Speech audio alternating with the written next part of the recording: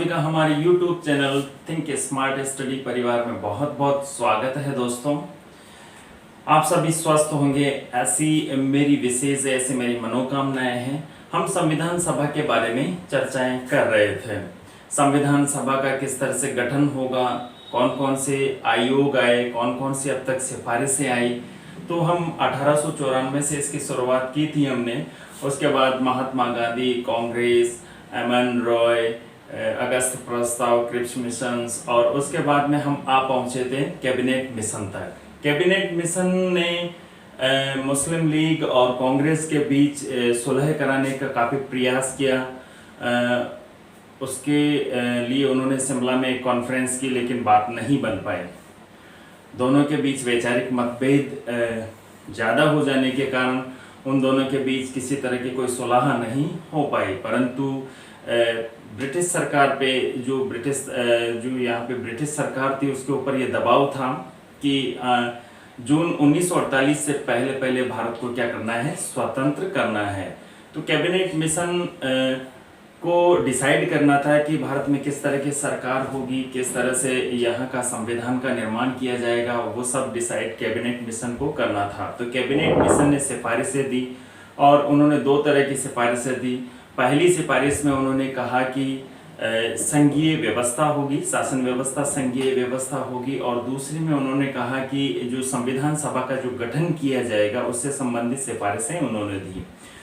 तो संविधान सभा के लिए उन्होंने कहा कि 389 सदस्य इसमें होंगे और 296 प्रांतों और केंद्र शासित प्रदेशों से होंगे, और जो 89 जो सदस्य हैं वो रियासतों से होंगे।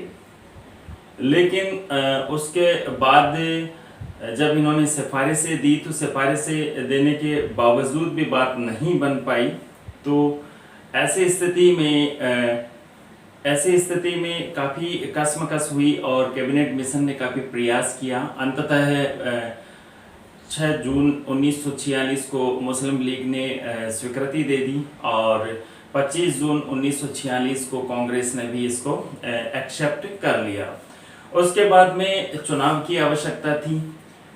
कैबिनेट मिशन ने अपनी सिफारिशें दे दी, तो उसको अब मूर्त रूप प्रदान करने की बारी थी। तो मूर्त रूप प्रदान करने के लिए संविधान सभा का गठन होना आवश्यक था। तो संविधान सभा के गठन के लिए पहले चुनाव की आवश्यकता थी। इस समय जो तत्कालीन जो वाइसरॉय थे वो लॉर्ड वेवेल थे। कौन थे? Lord Wavell. यहाँ पे जो 1946 की हम बात करते हैं, तो 1946 में जो यहाँ के तत्कालीन जो वाइसरॉय थे वो लॉर्ड वेवेल थे। ठीक है। अब लॉर्ड वेवेल ने क्या किया कि तत्कालीन लॉर्ड वेवेल ने काम चलाओ सरकार की घोषणा करने के लिए चुनाव की घोषणा की उन्होंने। ठीक है, चुनाव की घोषणा की और जुलाई 1946 में उन्होंने क्या कर दिया, जुलाई 1946 में चुनाव करवाने के लिए लॉर्ड वेवेल ने नोटिफिकेशन जारी कर दिया। ठीक है, तो जुलाई 1946 में चुनाव हुई और चुनाव के परिणाम स्वरूप क्या हुआ, चुनाव जो होने थे वो सिर्फ 292 सीटों पे होने थे। कितने सीटों पे? 292 सीटें, क्योंकि जो प्रांतों की जो सीटें थी कैबिनेट मिशन में हम पढ़ चुके थे कि चुनाव जो होगा वो विधानसभाओं के प्रतिनिधियों के माध्यम से होगा, यानी कि प्रांतों में जो विधानसभाएं हैं उनके माध्यम से संविधान सभा का गठन किया जाएगा। तो 292 सीटों का क्या करना था, चुनाव करना था। बाकी जो सीटें थी, जैसे 89 सीटें रियासतों से थी, तो वो अपॉइंट किए जाएंगे, नॉमिनेट किए जाएंगे। ठीक है, और बाकी 292 सीटों के लिए चुनाव होने थे। चुनाव होने के बाद में जब इसका रिजल्ट आया तो सबसे ज्यादा जो सीटें प्राप्त हुई वो देखिए, हम इस एक चार्ट में इसको समझ लेते हैं। तो जो सबसे ज्यादा जो सीटें प्राप्त हुई वो हुई, जो पहला, एक तरफ हम दल की बात कर लेते हैं और एक तरफ सदस्यों की बात कर लेते हैं। ठीक है, तो पहला दल जो सबसे बड़ा जो दल उभर कर आया वो कौन सा था? कांग्रेस। ये वही कांग्रेस है जो अभी वर्तमान में कांग्रेस का नाम आप सुनते हो। इसको 208 सीटें प्राप्त हुई। इसके बाद में जो इससे बड़ी जो इसके नीचे जो पार्टी थी, यानी कि इससे छोटी, वो थी मुस्लिम लीग। मुस्लिम लीग जो उस समय की काफ़ी लोकप्रिय और काफ़ी बड़ी पार्टी थी। तो इसको 73 सीटें प्राप्त हुई। इसके बाद में जो तीसरी पार्टी थी वो थी कम्युनिस्ट पार्टी, ओ सॉरी यूनियनिस्ट पार्टी थी। यूनियनिस्ट यूनियनिस्ट पार्टी, ठीक है। इस पार्टी को 1 सीट प्राप्त हुई, ठीक है। इसके बाद यूनियनिस्ट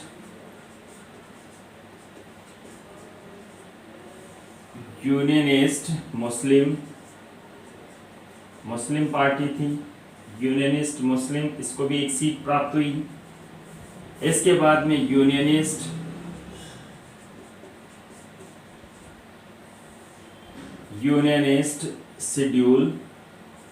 शेड्यूल कास्ट, इसको भी 1 सीट प्राप्त हुई, ठीक है। इसके बाद जो पार्टी थी वो कृषक प्रजा पार्टी थी, कृषक प्रजा पार्टी, और इसको भी 1 सीट प्राप्त हुई। इसके बाद अछूत जाति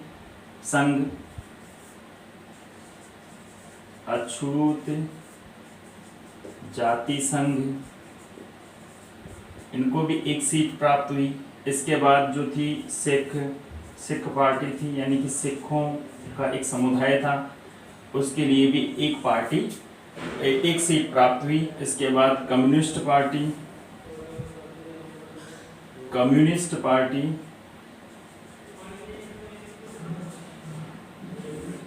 पार्टी को भी 1 प्राप्त हुई। और ये जो थे वो थे सोमनाथ लाहिड़ी।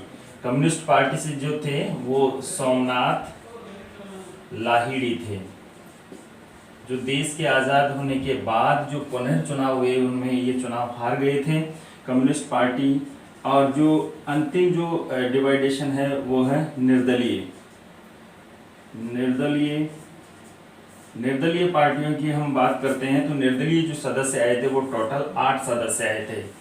इस तरह से जो टोटल सदस्य आए थे उनकी संख्या है कितने, 292 सदस्य है। यानी 208 कांग्रेस से आए, मुस्लिम लीग से 73 सदस्यों ने मुस्लिम लीग से सीटें जीती, यूनियनिस्ट पार्टी से 1, यूनियनिस्ट मुस्लिम से 1, यूनियनिस्ट शेड्यूल कास्ट से 1, कृषक प्रजा पार्टी से 1, अछूत जाति संघ से 1, सिख से 1, कम्युनिस्ट पार्टी से 1, जो सोमनाथ लाहिड़ी बाद में चुनाव हार गए थे। ये जब 1947 के बाद पुनर्चुनाव हुए थे, निर्दलीय 8 सदस्य निर्दलीय आए थे।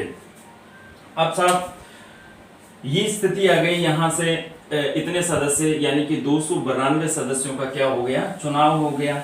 लॉर्ड वेवेल की देखरेख में इन्होंने जुलाई 1946 में जो चुनाव करवाए थे उसमें चुनाव हो गए और 292 सदस्य चुनकर आए। अब साहब इनको क्या करना था, सरकार का गठन करना था, ठीक है। तो अंतरिम सरकार का गठन करना था। अंतरिम सरकार का गठन करने का जो मूल उद्देश्य था वो यही था कि किस तरह से भारतीयों को शासन व्यवस्था संचालित करने के लिए मोटिवेट किया जाए या उनको तैयार किया जाए, ठीक है। तो इन्होंने जो अंतरिम सरकार थी, अंतरिम सरकार का इन्होंने क्या किया, गठन किया। किसने, लॉर्ड वेवेल ने। लॉर्ड वेवेल उस समय वॉइसरॉय थे और लॉर्ड वेवेल ने वॉइसरॉय ने अंतरिम सरकार का गठन किया। तो हम बात करते हैं अंतरिम सरकार। तो अंतरिम सरकार का गठन करने के लिए लॉर्ड वेवेल ने क्या कर दिया, नोटिफिकेशन निकाल दिया। और ये जो अंतरिम सरकार जो इसका अस्तित्व रहा वो 2 सितंबर 1946 से 15 अगस्त 1947 तक रहा, ठीक है। इसके बाद देश आज़ाद हो गया था और उसके बाद में दोबारा से क्या किया गया था, दोबारा से चुनाव हुए थे और दोबारा से सरकार का गठन किया गया था। 2 सितंबर 1946 से 15 अगस्त 1947 तक क्या किया गया, अंतरिम सरकार का गठन किया गया।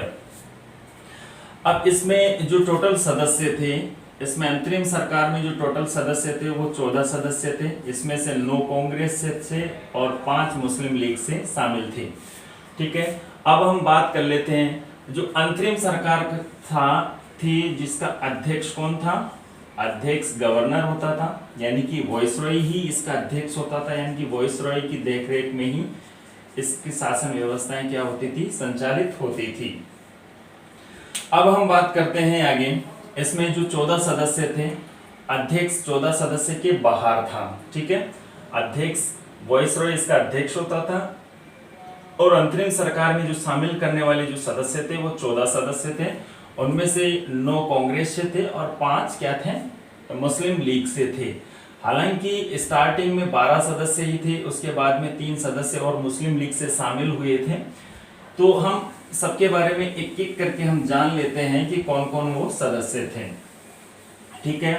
पहला जो व्यक्ति था वो था पंडित जवाहरलाल नेहरू, ठीक है। पहले थे पंडित जवाहरलाल नेहरू। पहले व्यक्ति कौन थे, पंडित जवाहरलाल नेहरू थे। और इनके पास जो मंत्रालय था, जो कार्य था वो था, पहली बात तो ये क्या थे, इसके कार्यकारिणी परिषद के क्या थे, उपाध्यक्ष थे। कार्यकारिणी परिषद के उपाध्यक्ष थे। और अध्यक्ष कौन होता था, वाइसरॉय होता था कार्यकारिणी का। इसके अलावा ये विदेशी मामले संभालते थे, विदेशी मामले इनके अधीन थे, ठीक है, विदेशी मामले। और इसके अलावा राष्ट्रमंडल से संबंधित मामले, ठीक है, राष्ट्रमंडल से संबंधित मामले भी इनके ही अधीन थे, ठीक है। अक्सर ये पूछे नहीं जाते हैं, लेकिन कभी कभार एग्जाम्स में ये सम्मिलित करने के लिए पूछ लिए जाते हैं, तो ध्यान रखिएगा। दूसरा व्यक्ति जो था इसमें शामिल वो था सरदार वल्लभ भाई पटेल। सरदार वल्लभ भाई पटेल थे। और इनके पास जो था वो था, पहला गृह मंत्रालय था, यानी कि गृह मंत्रालय इनके पास था, और सूचना एवं प्रसारण मंत्रालय भी इसके, सूचना एवं प्रसारण मंत्रालय, सूचना एवं प्रसारण मंत्रालय, ठीक है, सूचना एवं प्रसारण मंत्रालय इनके पास था। तीसरे व्यक्ति जो थे वो बलदेव थे। कौन थे, बलदेव सिंह। और बलदेव सिंह के पास जो था वो रक्षा मंत्रालय था, रक्षा का जो भार था वो किसके पास था, बलदेव सिंह के पास था। चौथे जो व्यक्ति थे वो डॉक्टर जॉन थे, डॉक्टर जॉन चौथे व्यक्ति थे। और इनके पास जो मंत्रालय था वो था उद्योग एवं आपूर्ति, इनके पास उद्योग एवं आपूर्ति था, उद्योग एवं आपूर्ति मंत्रालय इनके पास था, ठीक है। इसके बाद जो पांचवा व्यक्ति था वो था सी राजगोपालाचार्य, सी राजगोपालाचार्य। और सी राजगोपालाचार्य क्या थे वहां पे, ये क्या थे, शिक्षा मंत्री थे उस समय, अंतरिम सरकार में शिक्षा मंत्री थे। छठे जो व्यक्ति थे वो थे C.H. भाभा, C.H. भाभा। और इनके पास जो मंत्रालय था वो कार्य खनन एवं शक्ति का मंत्रालय इनके पास था, कार्य खनन एवं शक्ति का मंत्रालय इनके पास था, ठीक है। राजेंद्र प्रसाद इसमें शामिल थे, राजेंद्र प्रसाद, ठीक है, राजेंद्र प्रसाद भी इसमें शामिल थे। और राजेंद्र प्रसाद का जो मंत्रालय था वो खाद्य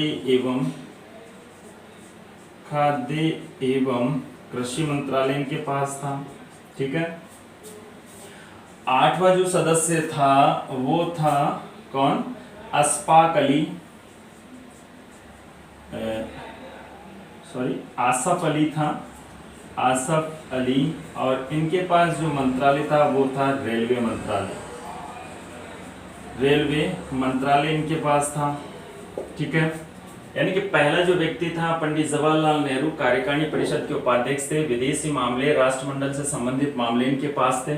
सरदार वल्लभ भाई पटेल के पास गृह मंत्रालय और सूचना प्रसारण मंत्रालय थे, बलदेव सिंह के पास रक्षा मंत्रालय था, डॉक्टर जॉन के पास उद्योग एवं आपूर्ति मंत्रालय था, सी राजगोपालाचार्य के पास शिक्षा मंत्रालय था, C.H. भाभा के पास कार्य एवं खनन एवं शक्ति मंत्रालय था, राजेंद्र प्रसाद के पास खाद्य एवं कृषि मंत्री था, आसफ अली के पास रेलवे मंत्रालय था। ठीक है, इसके बाद में जो 90 व्यक्ति थे, 90 व्यक्ति जगजीवन राम थे। 90 व्यक्ति, नंबर 9 जगजीवन राम, और इनके पास जो मंत्रालय था वो श्रम मंत्रालय था। इसके बाद जो 10वें व्यक्ति था वो लियाकत अली था,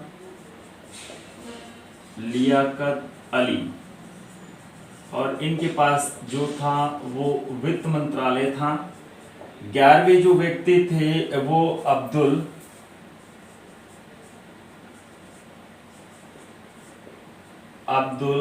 रब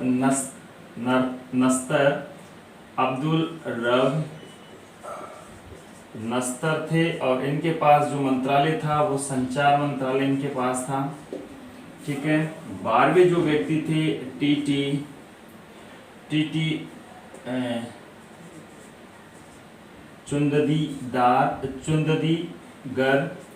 चुंददीगर, और इनके पास जो मंत्रालय था वो वाणिज्य मंत्रालय था। ठीक है, 13वें जो व्यक्ति थे वो गजानफर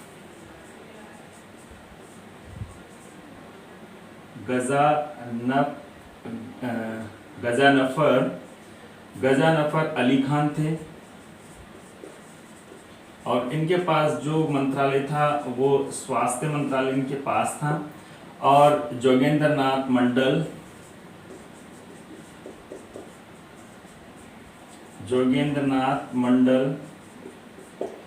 और इनके पास जो मंत्रालय था वो विधि मंत्रालय था। इस तरह से 14 व्यक्तियों से मिलकर अंतरिम सरकार का गठन किया गया था, और इसके जो कार्यकारिणी परिषद के जो अध्यक्ष थे वो लॉर्ड वेवेल थे। ठीक है, अब सरकार का गठन हो गया है और संविधान सभा का भी गठन हो गया है। अब संविधान सभा का औपचारिक रूप से गठन हो चुका है। अब संविधान सभा की बैठकें करवानी थी। ठीक है, तो अब संविधान सभा की बैठकों के लिए आहूत करना था, उनको बुलाना था सभी सदस्यों को। तो इसके बारे में हम चर्चा नेक्स्ट क्लास में करेंगे। और पहली जो संविधान सभा है उसको बुलाने के लिए जो गवर्नर जनरल थे उन्होंने क्या किया, वाइसरॉय ने क्या किया, और किस तरह से उनको समस्याओं का सामना करना पड़ा। क्या पहली जो बैठक हुई वो आसानी से हो गई, या फिर मुस्लिम लीग और कांग्रेस के बीच अभी भी खींचातानी मची हुई थी। इन सब को जानने के लिए आप नेक्स्ट वीडियो देखिए। ठीक है, थैंक यू वेरी मच।